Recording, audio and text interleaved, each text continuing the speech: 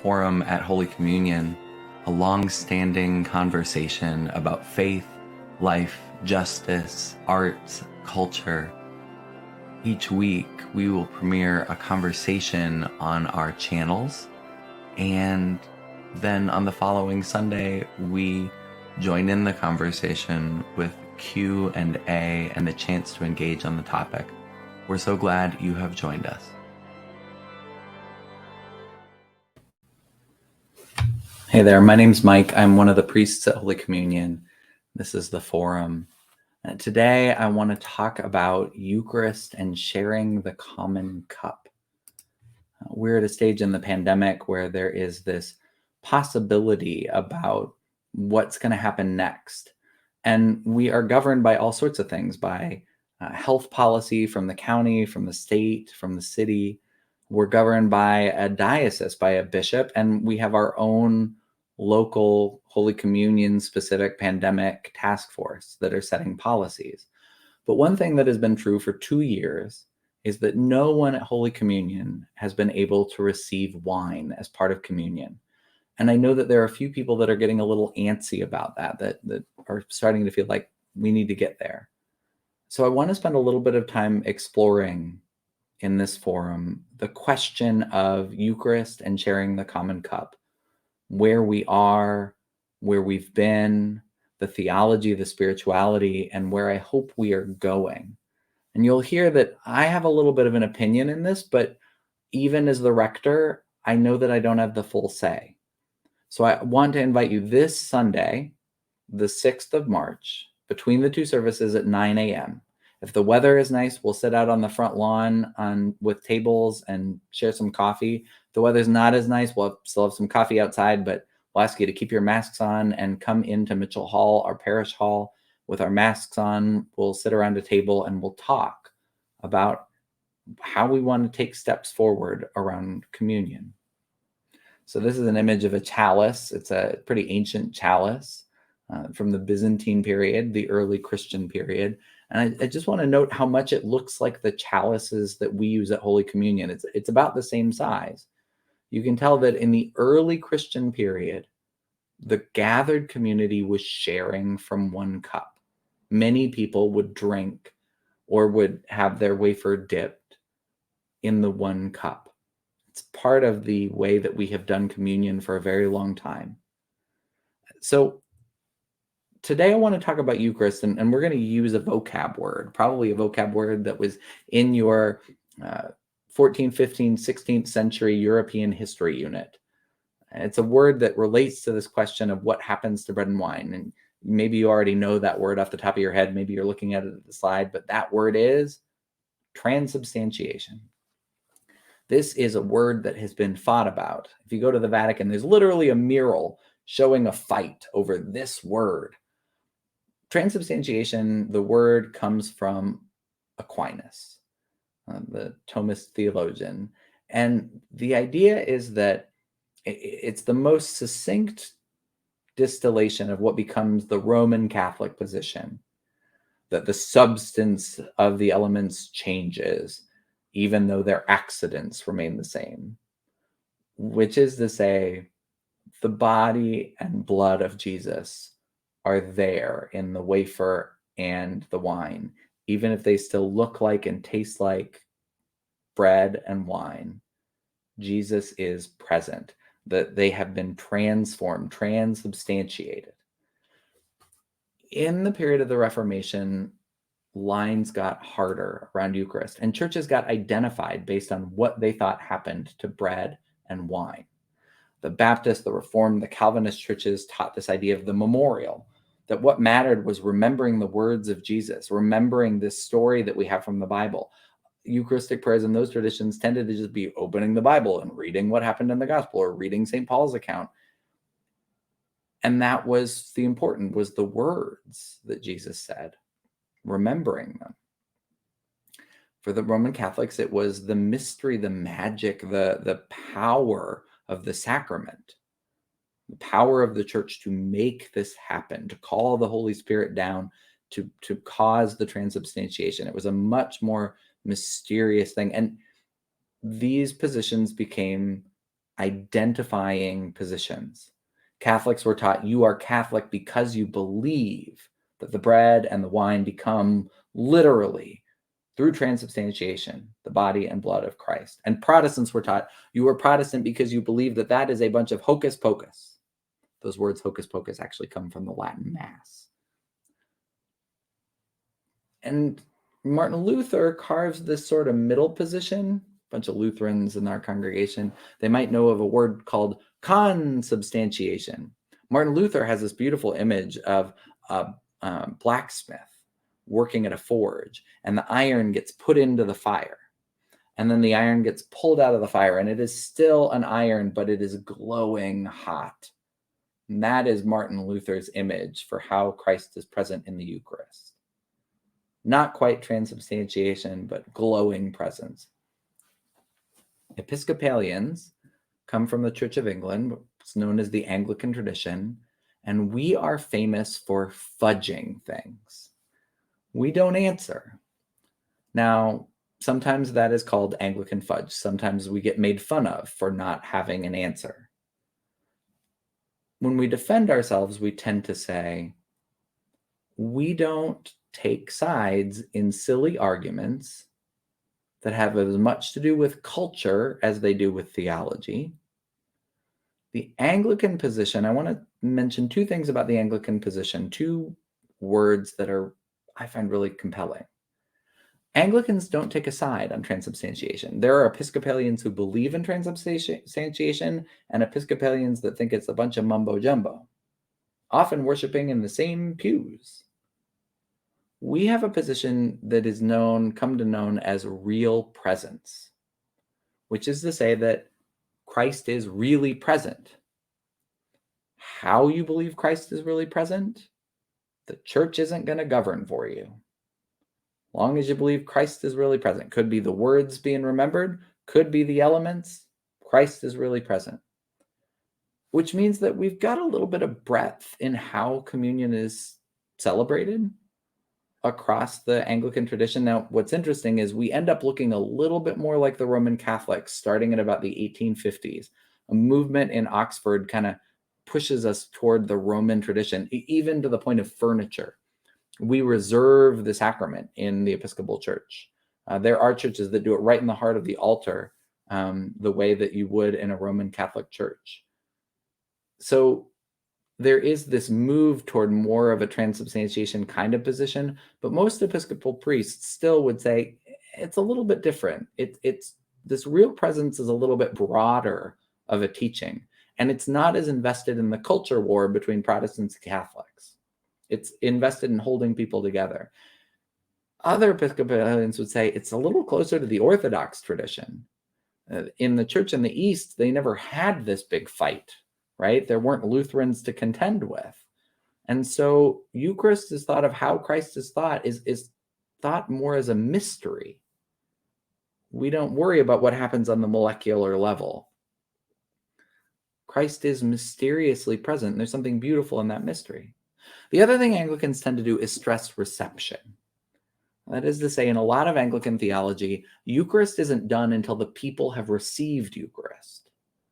There's something about the community receiving the bread and wine that has to do with the transformation, not just of the elements, but of the community.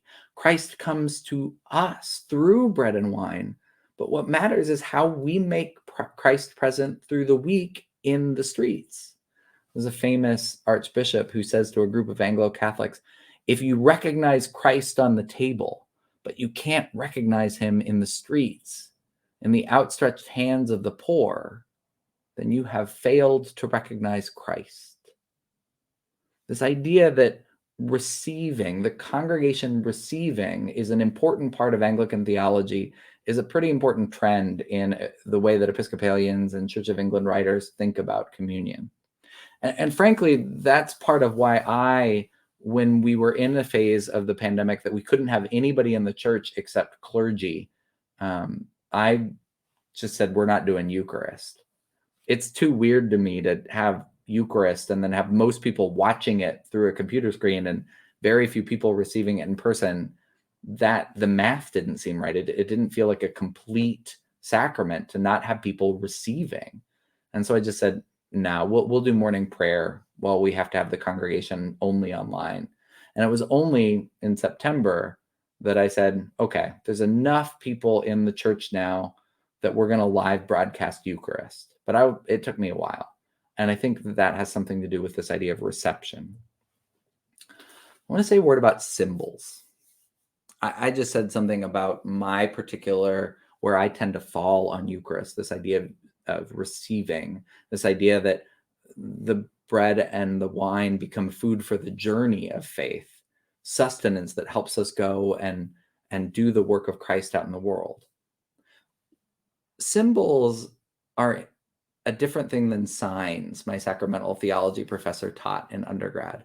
A sign typically just means one thing. We have a 3-year-old in our house, and he's learning all about signs, and he can tell you that an octagon, an 8-sided red sign on the street, that means stop. He can't read the word stop yet, but he sees a stop sign. He knows a stop sign. A sign means just one thing. A symbol, Paul Ricoeur, the French philosopher, and lots of sacramental theologians have taught, a symbol is richer than a sign. It doesn't just signify one thing, it points in lots of directions.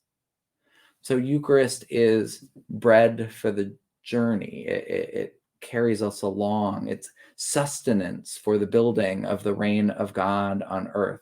It's a shared meal, a celebration in community. It's a chance to bring Christ's presence to a hospital bed. Eucharist can mean so many things. And that's in part because we use bread and wine in so many ways, right? Bread can be a very simple meal or part of a very elaborate meal. Wine can be something you use to celebrate with a big group or something to relax. It can be something of comfort or something of fortification. Symbols are more than signs because they point in lots of directions. So part of what I want to say in this forum is I'm concerned that what's possible right now, or actually in our diocese, not quite possible yet, but what could be possible soon, it limits the power of the symbol of the wine. Let's talk about that for a second. So I hadn't actually heard this until I heard a presentation by our presiding bishop, Michael Curry. But Michael Curry, the first African-American to be presiding bishop, talked about his father coming to his mother's church for the first time. His father had grown up Baptist. He was licensed to preach in the Baptist tradition. His mother was Episcopalian. Mother, at the time, they were living in Chicago. Michael Curry's words, the segregated heart of America. And his mother attended a predominantly white church. Brought his dad, the man she was dating that she would marry, along with her one time. And he says his dad always told the story that he watched with intense interest when she went up to receive communion. He, being a Baptist, those times Baptists didn't receive in Episcopal churches, Episcopalians didn't receive in Baptists, so he stayed in the pew. Nowadays, everybody's welcome at our table, right? In those days, lines were drawn a little tighter. So he stayed in the pew and watched what would happen. As the one African-American person to go up to receive communion, the woman he was dating that he would later marry, went up there and knelt at the rail. Michael Curry says, you have to understand, this was the segregated heart of America. White and black didn't drink from the same drinking fountains. They didn't ride the same part of the bus.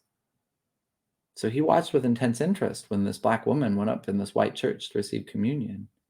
And he watched as the priest brought the cup to the lips of white person after white person, saying, the blood of Christ given for you. And he got to the black woman, and he said, the blood of Christ given for you. And he just kept going. Michael Curry said his dad said that in any church where black and white drink from the same cup, they figured out something about Jesus.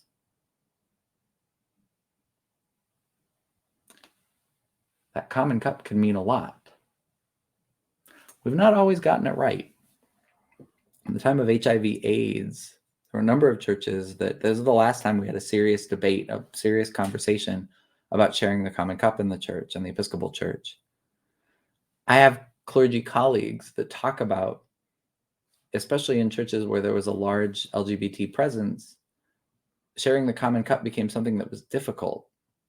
It became something that was stigmatized.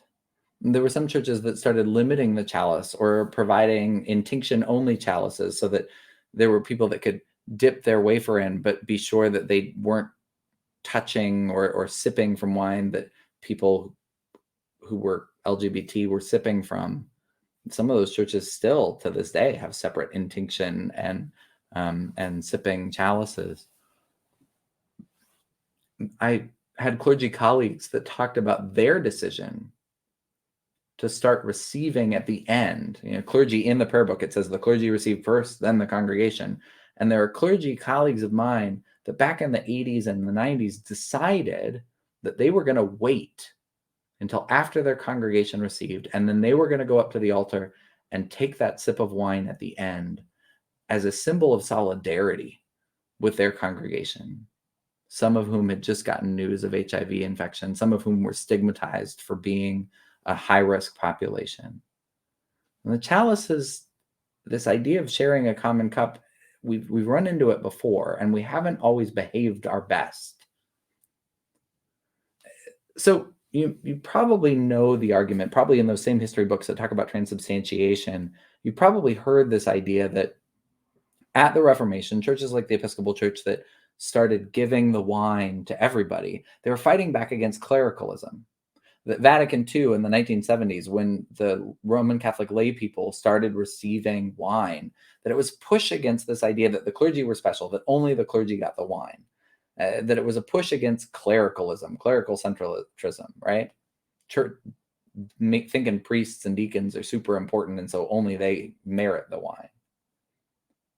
I've been wondering about that lately. I'd love to talk with you if you've got any history background. I went back and I couldn't find in any of my history books this question, but I'd love to know if somebody's researched it. I'm wondering, it's the medieval period, really, when the chalice starts getting restricted to the clergy. I wonder how much that had to do with this high idea about how great the clergy were, and whether there wasn't a move to restrict the chalice that came from the bubonic plague or the Black Death or any one of those big epidemics that happened during the medieval period. I wonder if we haven't thought about the role that disease can play in our practice of communion. So let's talk about what's maybe going to be possible. Before Christmas, the bishop released a plan that allowed some of our churches to start receiving communion in both kinds.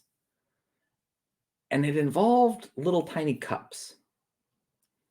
The bishop, it's not like in the Presbyterian where you got those big trays full of plastic cups that you prepare the day before or whatever.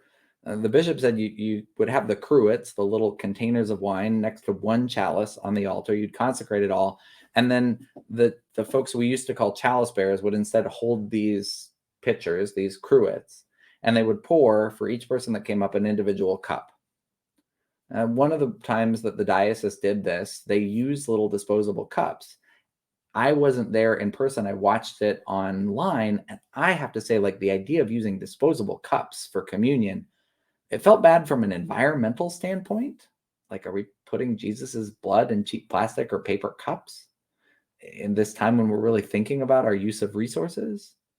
My friend John Stratton, who's the rector down at Trinity in the Central West End, we were talking today, and he said for him it gave him pause because he had been taught in seminary. He'd been very careful about what you do with the wine. I'm going to show you a picture in a second of the special sink that exists in a lot of sacristies of Episcopal churches. But he's like, and then I was throwing away a cup that had drops of consecrated wine in it. He felt weird about that. You might say, okay, we could wash them. Let's not do paper cups, Mike. Let's not do plastic cups. Let's not do disposable. The idea of trash cans next to communion feels really weird. Let's wash cups. Let's be responsible for the planet. Okay, to those things. This is a picture of what's called a piscina. We don't actually have these at Holy Communion, but this is the first Episcopal church I've ever worshiped in that didn't have one of these. These are special sinks that are in almost every Roman Catholic church and every Episcopal church I've been to up until Holy Communion. Our problem is architectural. our sacristies on the second floor, because these sinks go straight to the ground. The sink you pour the wine into in most Episcopal and Roman Catholic churches doesn't go into the sewer system. It goes straight into the ground, even little drops. There are a lot of clergy that would use holy water to rinse out the chalice before it got washed out. At Holy Communion, our altar guild takes the chalice outside and pours the consecrated wine into the garden before they rinse out the cup. So this idea that we would just buy a bunch of cups and then there would be consecrated wine drops left in them and then we'd put them in the dishwasher, frankly, it doesn't honestly disturb me that much. For me, the reception is a big enough part of communion that I don't tend to worry too much, particularly about drops of wine. I worry about the symbol of throwing away cups. I worry about, but it wouldn't disturb me. But I know that there are some in our congregation that come from more Catholic traditions. And I would wonder about how would they feel about it? We don't have all the same opinions. So do we want to make some people feel really weird? I don't know. There's also a volunteer piece. And this is where I recruit for the Altar Guild. Gene Parker, I'm on record. I'm recruiting for the Altar Guild. But in order to do any kind of plan where we have to have lots of individual cups, particularly if we're going to use reusable ones, we're going to need a lot more members of the Altar Guild. We're going to need people to help us set it up. We're going to need people to help us get it ready, to run it through the dishwasher. It's going to take a lot. So if you really want to see communion in two kinds, I'm going to need you to sign up for Altar Guild. Just a disclaimer. Finally, and I'm being intentionally provocative right now, but I think some of the way that we've taught this history of communion, this idea that we gave the chalice back to the lay people where it belongs, that before it was this, clergy-centric thing that only the clergy received, and so we're all due both kinds, is a little problematic. It leans a little too heavily into this, like, I have a right, that is so much a part of our culture stuff right now that it just feels a little weird. How much is communion an individual experience? It's about what I experience on Sunday morning. And how much of communion is about the gathered congregation, about what we share? Like historically, there's been this developing question about, is communion full communion if you can't receive both bread and wine? And it has absolutely been answered by everybody across the tradition, from Baptist to Catholic, that you receive all of communion if you receive one part of communion. That's been true because for pastoral reasons, for personal medical reasons, there's oftentimes people that can't receive both kinds. There are people that can't consume calories before a surgery. There are people who, because of their struggle with alcohol, because of their addiction, because of their decision to totally abstain from alcohol, they don't want to receive wine. And the teaching of every church that I've ever looked up is that one kind, receiving just the bread, or if you can't chew, receiving just the wine, is sufficient. In fact, most of what I can find is that the simple desire to receive, there are people that can't consume at all because of medical conditions, that simply the desire to receive is enough to receive the full benefit of communion. You have communed. So is it worth going through a lot of effort and energy and purchasing whatever we're going to have to purchase in order to do wine? Or is it worth waiting until we don't have to compromise? Is it worth marking that there's still not a way to do what we fully want to do? There's still not a way to share a common cup, to do all of what that symbolizes. Is it better to mark the incompleteness of where we are? I want to leave you with that question. And I hope you'll come on Sunday, March 6th, 9 o'clock to church out on the front lawn. Bring a jacket if it's chilly, or inside if it's raining. But let's have a conversation about what we want to do about wine and communion. I look forward to talking.